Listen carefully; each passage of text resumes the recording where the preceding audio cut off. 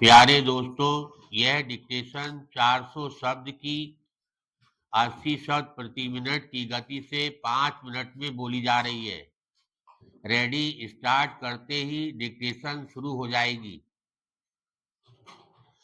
Ready start.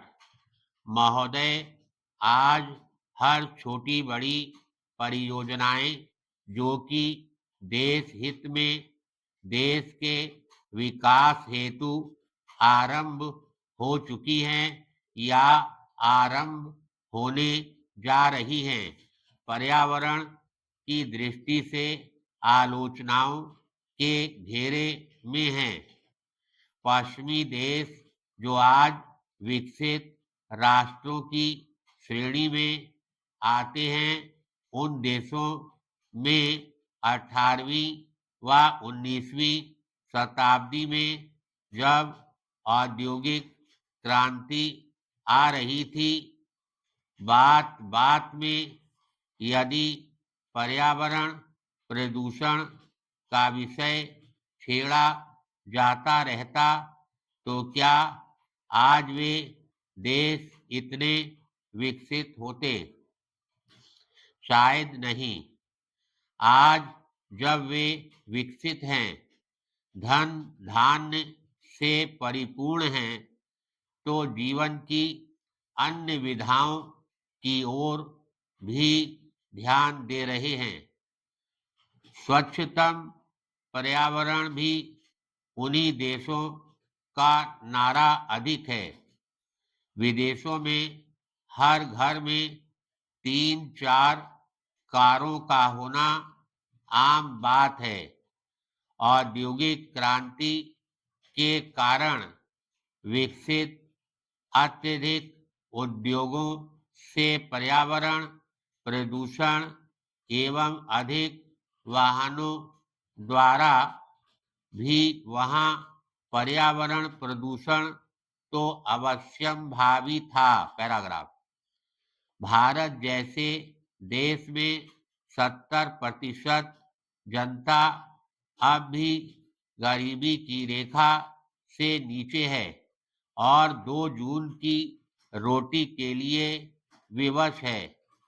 कई लाख लोग यहाँ के उद्योगों में कार्यरत हैं और आगे विकसित हो सकने वाले उद्योग अन्य कई करोड़ लोगों को रोजगार दिला सकते हैं।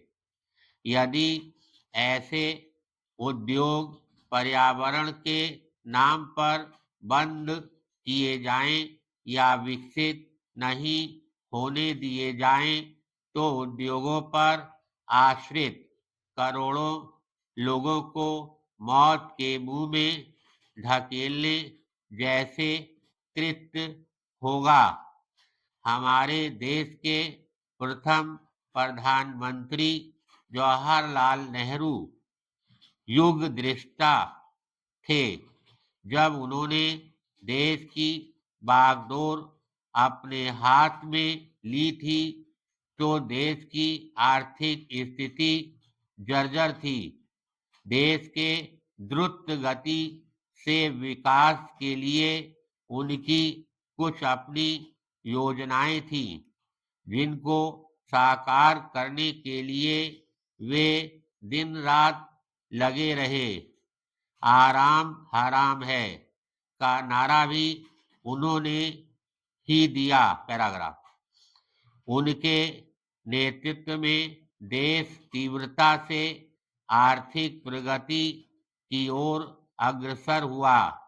बड़े बड़े उद्योगों की स्थापना हुई।